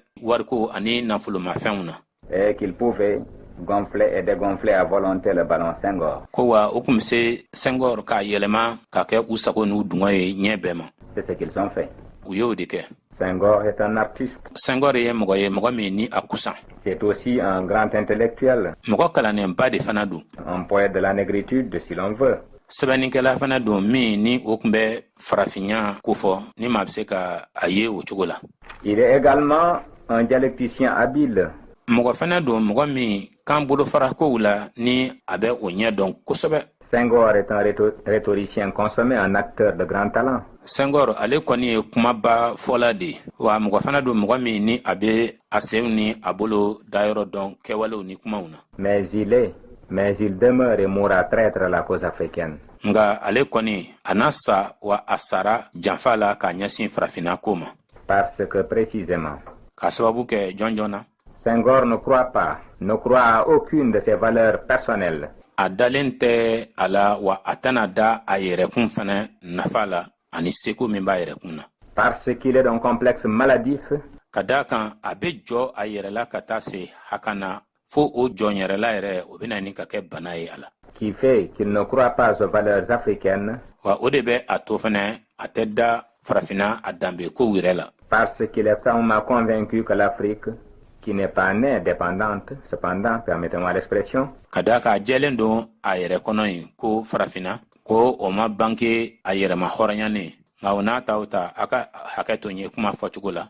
Que cette Afrique ne saura jamais défendre et maintenir sa personnalité. Ko o farafina o tɛna na se ka to a nɔ na ka a ka yɛrɛkunya ka o lafasa ka tila fana k'o to sen na. et qu'il lui faudra toujours éternellement non seulement un directeur de conscience, mais un maître. Ko tuma bɛɛ lajɛlen na fo bada fo mɔgɔ de ka sɔrɔ min bɛ se k'a fɔ farafina ye a ka kɛta ye min ye a dina ni a ŋaniya na ko wa ko fo kuntigi de ka sɔrɔ farafina la fɛnɛ. De là le divorce idéologique entre Senghor, Mamadou Dia et le responsable malien du Soudan. O la fɔɲɔgɔn kɔ o kɛra hakililanko o ta fanfɛ Senghor, Mamadou Dia, Mali ani Soudan ɲɛmɔgɔw ni ɲɔgɔn cɛ. Mais fort heureusement pour le Mali et pour l'Afrique, nga kɛra kunnaja koba ye Mali ta fanfɛ ani farafina ta fanfɛ. Ce divorce qui a eu lieu entre Senghor et l'Afrique, o farali min n'o kɛra Senghor ani farafina ni ɲɔgɔn cɛ. entre Senghor et le Mali, o farali min kɛra Senghor ani Mali ni ɲɔgɔn cɛ. ne signifie pas pour autant un divorce entre les peuples sénégalais et les peuples soudanais. Nga o farali kɔrɔ tɛ abada k'a fɔ ko Sudan jamana kɔnɔdenw ani Sénégal jamana kɔnɔdenw k'olu farala ka bɔ ɲɔgɔn na. Qui continuent et continueront contre vents et marées à confondre leur destin au sein de la Fédération du Mali. O jamana kɔnɔdenw ninnu olu bɛ ka taa ɲɛ gɛlɛyaw ni kow tagacogo mana kɛ cogo cogo la olu bɛ k'u ka dakanw k'olu kɛ kelen ye fara ɲɔgɔn kan tɔn jamana kɔnɔna na min bɛ Mali kofɔ. À Mopti, Venise de la capitale soudanaise, Mopti ni o ye Sudan jamana o ji faaba ye. le député maire Bourema Bokoum wasaden min bɛ yen ni sigida ɲɛmɔgɔ don n'ale tɔgɔ ye ko Barema Bokoum devait, comme le président Dramane Coulibaly au cours de son allocution, o ka laseli kɔnɔna na i n'a fɔ Dramane Coulibaly ye a ta kɛ cogo min na, mettre lui aussi l'accent sur l'unité et sur la nécessité de défendre le Mali et le parti de la Fédération africaine. o fana kun ka kan ka sinsin kelenya ko kan ka sinsin fana Mali lafasali ko kan ani tɔn min bɛ yen ni o bɛ fara ɲɔgɔn kan ko fɔ ngolofina gun kan contre les assauts intérieurs et extérieurs. walasa ka olu matanga bingani walew ma bingani wale minnu bɛ bɔ kɔnɔna na ani minnu bɛ bɔ kɔkanna na. Monsieur le Président, pour nous, n balima ɲɛmɔgɔ anw ta fan fɛ votre visite n'est pas seulement une simple prise de contact avec le gouvernement et le peuple soudanais. aw ka taama ɲi nin tɛ taama gansan ye ten dɔrɔn ka kumaɲɔgɔnya kɛ aw ni fanga ni ɲɔgɔn cɛ ani Sudan jamana kɔnɔdenw ni ɲɔgɔn cɛ. C'est aussi et surtout la preuve indéniable fɛn min de don jɔnjana o de ye dalu ye dalu min ni sɔsɔli t'a la que désormais le Sénégal et le Soudan ont à jamais lié leur destin. ko k'a daminɛ bi la Sénégal ani Sudan k'olu y'u ka dakanw siri ɲɔgɔn na k'a kɛ kelen ye fɔ bada fɔ bada. Kelenya ka ɲɛnamaya kelenya ka ɲɛnamaya. Là aussi, le président du parti de la Fédération africaine devait affirmer avec force nin yɔrɔ la fana ɲɛmɔgɔ min ni o bɛ bɛrɛbɛrɛlitɔn kunna min bɛ farafina farali ɲɔgɔn kan k'o kofɔ a tun ka kan k'a fɔ a fɔcogo bɛɛ la. Et je peux dire que je me trouve chez moi partout dans le Mali. ani n bɛ se k'a fɔ ko ne bɛ n yɛrɛ ka so fan bɛɛ lajɛlen fɛ Mali la. Car je suis un Malien par excellence. Ka d'a kan n bɛ se k'a fɔ yɛrɛ ko ne yɛrɛ ye Malika lakika de ye. Étant en principe sérère, mais descendant de Malinké et de Peul. Ka d'a kan ne bangebagaw olu ye mɔgɔw ye mɔgɔ minnu ni olu bɔra Maninkaw ani Fulaw la. Et camarades, nous sommes ici réunis pour consolider le Mali. Ko taamaɲɔgɔnw an faralen bɛ ɲɔgɔn kan yan walisa ka Maliko sinsin. Et pour abolir les frontières artificielles qui nous séparent. walisa dancɛ minnu ni olu cilen bɛ kɛnɛ kan ka o dancɛ minnu ni olu bɛ an fara ka bɔ ɲɔgɔn na k'olu bɛ jɔsi ka bɔ yen. Pour rassembler des races diverses. walisa ka siyaw fara ɲɔgɔn kan minnu ni olu ka ca. Des peuples divers, des territoires divers. Ka jamana kɔnɔdenw fara ɲɔgɔn kan minnu no olu ka ca ka dugukolow fara ɲɔgɔn kan minnu ka ca. Pour reprendre la grande œuvre de nos empereurs. walisa ka segin kɛ an ka kɛlɛmasaw olu ka bonya n'u ka dawula kan. Des Tunka du Ghana. Tunka minnu bɛ Ghana. Des Mansa du Mali. Mansa minnu bɛ Mali la. Des Askia du Songhai. Songhai Askiaw. Camarades, je peux vous dire que les Sénégalais sont aussi décidés que vous à construire le Mali. taamaɲɔgɔn n bɛ se k'a fɔ aw ye ko Sénégalikaw kɛlen don ka a latigɛ i n'a fɔ aw walisa ka Mali jɔ. Le 17 janvier 1959-58. Binawulen kalo n'o ye san kalo fɔlɔ tile 17 ye san 1958. Ils ont juré. U ye u kali u ye layidu ta. Ils ont juré u ye u kali u ye layidu ta de tout sacrifier à l'unité africaine k'u na fɛn bɛɛ lajɛlen de kɛ walisa farafina ka kelenya ka sabati a ka sinsin à l'édification du Mali. walisa mali ka se ka banban mali ka se ka jɔ Nous, gens du Nord, nous avons le sentiment de l'honneur. an minnu ye kɔkɔduguyan fanfɛ bolo mɔgɔw ye an ye mɔgɔw ye bonya miiriya a n'a tabiya bɛ an minnu na Vous pouvez être sûr que Soudanais, Sénégalais, a bɛ se ka jɛya aw ma ko sudanka senegalika tous unis, ensemble, nous construirons la fédération du Mali indépendant. an bɛɛ faralen ɲɔgɔn kan an n'a fara ɲɔgɔn kan tɔn in jɔ an n'a dilan mali fara ɲɔgɔn kan tɔn min ni a kannabilalen don Senghor ne fait pas, quant à lui, ne fait pas partie des gens du Nord qui ont le sens de l'honneur.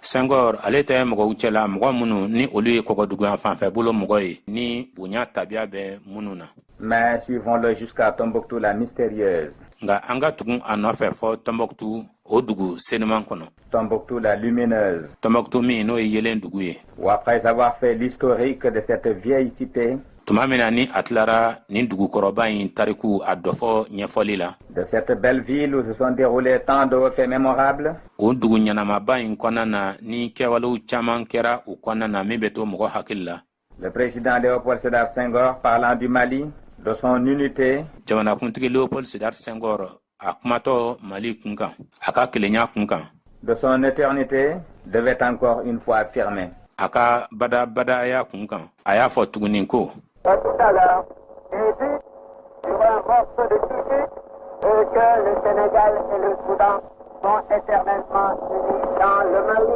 Cela, je puis vous le confirmer.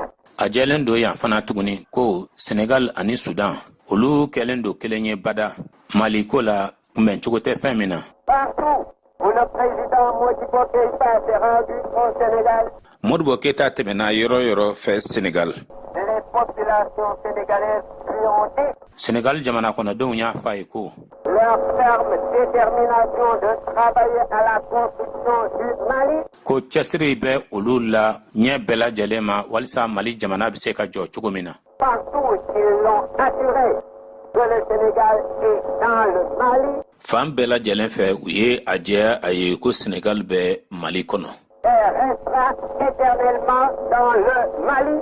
wa ko senegal na to bada fo bada mali kɔnɔ Cela, je devais vous le dire. o kɔni n ka kan ka o de fɔ aw ɲɛna là, nous serons d'accord avec le président Léopold Sédar Senghor nin yɔrɔ la an na sɔn ɲɛmɔgɔ leopold sedar senghor bolo lorsqu'il dit que le Sénégal restera éternellement dans le Mali. ni a ko senegal na to bada fo bada mali kɔnɔ Malgré sa mauvaise humeur, hali k'a sɔrɔ ko a ŋaniya tun man ɲi a yecogo tun man ɲi malgré la puissance matérielle des gens qui commandent ces actes, hali k'a sɔrɔ maa minnu ni olu de bɛ yamaruya di senghor ma a ka nin kɛwale in kɛ olu bolola fɛntigiya mana kɛ cogo cogo malgré sa campagne de haine et de destruction, a ka kɔniyali wulikajɔ a n'a ka tiɲɛni wulikajɔ o mana kɛ cogo cogo malgré sa folle ambition, a ka fatɔŋaniya in mana kɛ cogo cogo le Mali survivra à ses assauts et au demeurant à ses dépens.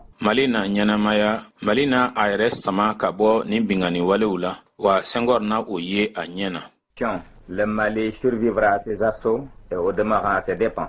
mali na ɲɛnamaya mali na a yɛrɛ sama ka bɔ nin bingani walew la wa senghor na o ye a ɲɛ na Les peuples sénégalais et soudanais senegal jamana kɔnɔdenw ani sudan jamana kɔnɔdenw sauront quant à eux tenir les engagements qu'il n'aura pas respectés. olu na se ka layidu kalikanw ka olu dafa senghor ma se ka min sabati Au demeurant, il disait lui-même que le Mali était une symbiose. o bɛɛ kɔfɛ senghor yɛrɛ tun bɛ ka a fɔ ko mali ye baloɲɔgɔnya jamana de ye Que le Mali était la symbiose de nos vertus. a tun bɛ a fɔ ko mali ye danbew baloɲɔgɔnya jamana de ye Que le Mali était notre triomphe sur nos défauts. ko mali ale ye fɛn de ye fɛn min ni o bɛ se sɔrɔ an yɛrɛ ka fiɲɛw kan Et qu'enfin, le Mali était quelque chose de neuf. labanna fana ko mali ye fɛn kura de ye Nous ajouterons que pour le défendre, Les ennemis du Mali trouveront devant eux 7 millions de Maliens debout comme un seul homme. Ambe min fɔ ka fara nin ka walisa k'a lafasa Mali juguw bena mɔgɔ miliyɔn 7 de wililen sɔrɔ ka jɔ u ɲɛ i n'a fɔ cɛ kelen. Tendus vers un même but, soutenus par une même foi. Nu u kɛlen do ka wuli ka u ɲɛsin kuntilenna kelen ma n'u senkɔrɔma tintinen don ŋaniya kelen fana fɛ. 7 millions de Maliens qui sauront mourir en honnête homme. Malika mɔgɔ miliyɔn 7 minnu ni olu bena sa k'u to u ka adamadenya tilennenya sira kan. Plutôt que de vivre dans l'humiliation et dans la honte. U bɛ u kanu ka tɛmɛ u ɲɛnamayali la malo ani lebu cɛla. Faisant allusion à la récente conférence de presse tenue à Dakar au lendemain de la crise malienne. Ka kuma kɛ ka ɲɛsin kunnafonidilaw ka lajɛ min sigira sen kan o min kɛra kɔsa in na Dakar Mali ka gwɛlɛya in dugusajɛ. Nous écrivions, entre autres, an tun y'a sɛbɛn ko au Sénégal, province de la Fédération du Mali, Sénégal kanana ni o ye Mali faraɲɔgɔn kantɔn marayɔrɔ dɔ ye. Monsieur Léopold Sédar Senghor, président de l'Assemblée fédérale du Mali. An balimakɛ Léopold Sédar Senghor ni ale ye Mali faraɲɔgɔn kan jamana wasabulon ɲɛmɔgɔ ye. Inspirateur avec Mamadou Dia du traître coup porté aux institutions du Mali. Ni ale ni Mamadou Dia farala ɲɔgɔn kan ni olu ye janfa ladanbagaw ye k'o ɲɛsin Mali fangabondaw ma. Ainsi que des actes inqualifiables infligés au chef du gouvernement du Mali. Ani kɛwale minnu ni mankutuncogo tɛ o la ni o tara ka o ɲɛsin Mali fanga ɲɛmɔgɔ ma. Aux ministres et responsables fédéraux. K'a lase kotigiw ma n'o ye ministriw ye fo kana se ɲɛmɔgɔw ma minnu bɛ fara ɲɔgɔn kan jamana ko fɔ. S'est évertué à légaliser sa trahison au cours d'une conférence de presse. Senghor a y'a yɛrɛ tɔ kunkolo gwɛlɛya ka ko lase a yɛrɛ ma a ka janfa in ka o tɔ lankɛnɛmaya kunnafonidilaw ka lajɛ dɔ senfɛ. Certes, Senghor est un éminent dialecticien, verbe facile. Tiɲɛ don Senghor ye mɔgɔ min ni a bɛ kan bolofara ko ninnu dɔn wa kuma ka nɔgɔn a ma a nɛn ka di. C'est aussi un rhétoricien hors pair. Mɔgɔ fana don kumaba fɔ la a ɲɔgɔn ka dɔgɔn min na. Mais il a dû se rendre compte combien il est difficile de farder la vérité. Nka a yɛrɛ bɔra kalama a ka gɛlɛn cogo min na ka se ka tiɲɛ ɲama dogo. Et de donner surtout au mensonge l'allure de la réalité. Zanko yɛrɛ fana ka tiɲɛ cogoɲaw ta ka nkalon masiri ni o ye. Le président de l'Assemblée fédérale du Mali, fara ɲɔgɔn kan jamana wasabulon ɲɛmɔgɔ, qui tout le premier a trahi les principes du parti de la Fédération africaine dont il est l'un des premiers garants. Ale kɛra mɔgɔ fɔlɔ ye fɛnɛ ni a ye tagabolo sɔsɔ, tagabolo min ni o bɛ bɛrɛbɛrɛlitan kofɔ, politikitan kofɔ min ni o bɛ farafina bɛɛ farali ɲɔgɔn kan kofɔ, ni ale yɛrɛ ye o mɔgɔw dɔ la kelen ye min ka kan ka jantoli k'a la. Et dont il se devait d'être le premier défenseur. Ale yɛrɛ kun kan ka kɛ mɔgɔ fɔlɔ ye fɛnɛ k'a kɔlɔsi k'a lafasa. Ce traître à la cause africaine. Ni janfanci min filɛ ni ka ɲɛsin farafina ka ko ma. Malgré ses grandes capacités intellectuelles mises au service du mal. Hali k'a sɔrɔ ko dɔnniyabaw bɛ a la a ye dɔnniyaba minnu bila kojugu kɛli sira kan.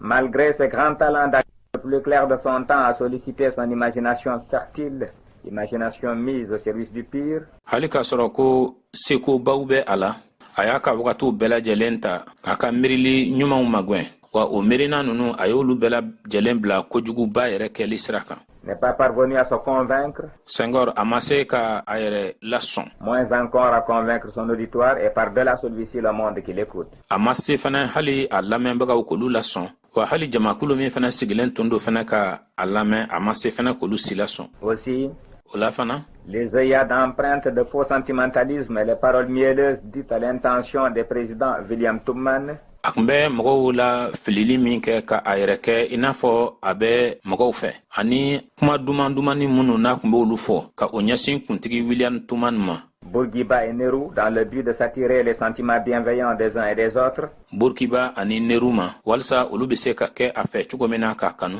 Se solderont par un échec. Olu bɛɛ lajɛlen nana kuncɛ ni dɛsɛ ye. Ces personnalités connaissent suffisamment Senghor. O mɔgɔba ninnu olu bɛ Senghor dɔn fo ka wasa kɛ. Pour risquer tout rapprochement avec celui qui a toujours été et qui demeure le Juda africain. Walsa k'a fɔ k'u bɛ farati ta ka gɛrɛ mɔgɔ la mɔgɔ min ni ale kɛra farafina o janfanci ye wa a na to o janfanciya fana na.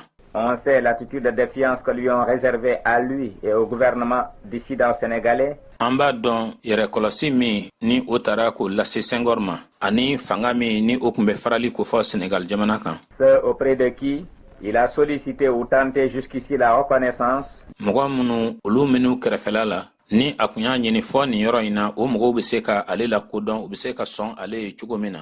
Disons la légalisation du coup de force porté contre le pouvoir établi. An k'a fɔ janfa min ni a ye o labɛn ka ɲɛsin fanga ma fanga min ni o tun sigira sen kan. Et contre les institutions légales de la Fédération du Mali. Ani fanga bonda minnu sigira sariya kɔnɔ Mali fara ɲɔgɔn kan jamana tɔgɔ la. Une preuve parmi tant d'autres s'il en était besoin. Ninnu bɛɛ lajɛlen ye dalilu caman ye minnu samana ka bɔ dɔwɛrɛw la ni kun bɛ a la yɛrɛ. En ce télégramme de l'empereur Haïlé Sélassié qui, répondant au télégramme du gouvernement sénégalais demandant à l'Éthiopie sa reconnaissance, écrit, nous citons. Ka tali kɛ fana sɛbɛnni min bataki min ni o cira Éthiopie jamana ɲɛmɔgɔ Haïlé Sélassié o fɛ walasa ka Sénégal jamana fanga ko jaabi o fanga min tun ye a ɲini ko Éthiopie jamana ka sɔn olu ye k'u lakodɔn jaabi min ni Haïlé Sélassié o di an bɛna segin o kan. Nous déplorons les événements survenus au sein de la Fédération du Mali. Kɛwale minnu ni olu nana ka na kɛ Mali fara ɲɔgɔn kan jamana kɔnɔna na an ɲana sisilen don olu la o ma kɛ an nisɔndiya ko ye. En ces heures, en ces moments difficiles, nin wagati ani nin tuma gwɛlɛn ninnu kɔnɔ, où nous ne devrions point épargner nos efforts pour maintenir l'unité africaine, ni an man kan ka fosi to kɛrɛfɛ kɛbali ye walasa farafinna ka kelenya o ka se ka sabati. Nous pensons que l'unité du Mali revêt une importance particulière pour votre pays. An b'a miiri k'a fɔ ko Mali ka kelenya o nafa ka bon kosɛbɛ aw ka jamana ta fan fɛ. Car seule l'unité fait la force. Ka d'a kan kɔnɔkulu jɛlen o de bɛ bi fɔ. Il est difficile présentement de prendre une décision. Ni wagatini yɛrɛ kɔnɔna na a ka gɛlɛn an ka se ka jɔsen ta ka ko dɔ latigɛ. De reconnaissance. Min bɛ aw la kodɔnni kofɔ ka sɔnni kofɔ aw ye. N'ayant pas tous les éléments pour juger de la situation. Ka d'a kan dalu jɔnjɔnw tɛ an bolo minnu bɛ se k'a to an ka se ka taasira ta nin ko la. Voilà la position de son excellence l'empereur Haïlé Sélassié.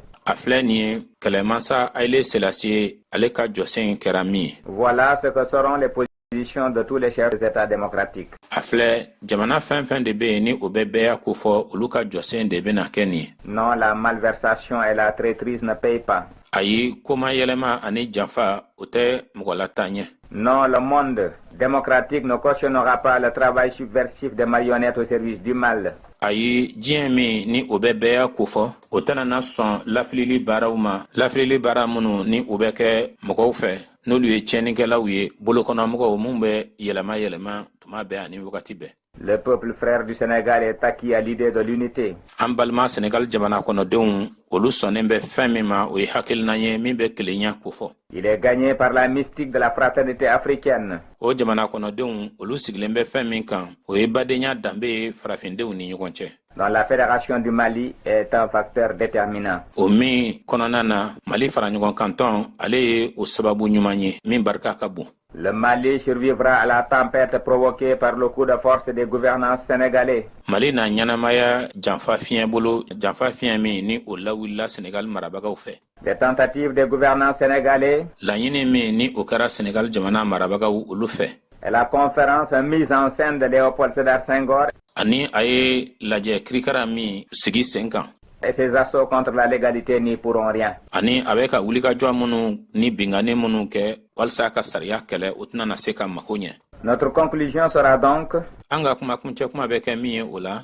Les termes de la déclaration du président Modibo Keïta. O ye kuma minnu ni olu nana ka na fɔ Modibo Keïta ka laseli kɔnɔna na. Président du gouvernement fédéral du Mali. Ni ale ye Mali fara ɲɔgɔn kan jamana o fanga ɲɛmɔgɔ ye. Faite récemment au cours d'une conférence de presse. Ni o laseliw nana ka na kɛ kɔsa in na kunnafonidilaw ka lajɛ dɔ senfɛ. Déclaration à laquelle nous vous renverrons et qui rétablit la vérité. O laseli min ni an na o ci aw ma ni o de bɛ ka sababu ye fɛnɛ ka tiɲɛ lasegin a nɔ na. Toute la vérité. Tiɲɛ bɛɛ lajɛlen dafalen. Sur les faits qu'a cherché à dénaturer le renégat Senghor. Kɛwale minnu ni janfanci Senghor ye a ɲini k'o bɔ a minɛn kɔnɔ. Lamɛnbaw a filɛ dɛ ko mun ni ko minnu kɛra a danna tigɛlen filɛ nin ye ka baro in lase aw ma baara bokum jagokɛla don Bamako aw k'an bɛn.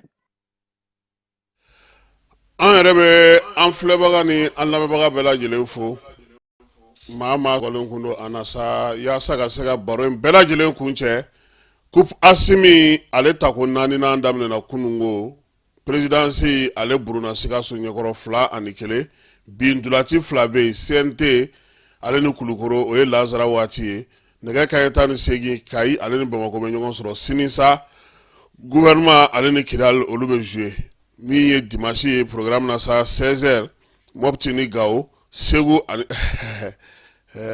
ko sera tigi ma sa fala ya labɛn dɛnɛ anw bɛ jouer ouais pays ni jamana ani mɔgɔw bɛ jouer ha bon ani Tombouctou o de ko in tiɲɛyɔrɔ yɛrɛ sisan sa an b'a kɛ fila ni bi ye donc Coupe Assimi bi maa minnu bɛ fɛ ka taa lajɛ Mamadu Konate la ballontan ye 2 ye Lansara waati CNT ale ni Kulukoro Kayi ale ni Bamako n'Ala sɔnna ma min bɛna na bɔ o la fana m'olu jaabi da aw ma don nataw la k'aw bɛɛ lajɛlen fɔ k'aw waleɲuman dɔn an b'a fɔ sa ko k'an bɛn sini ni Ala n'a kira n'o sɔnna a ma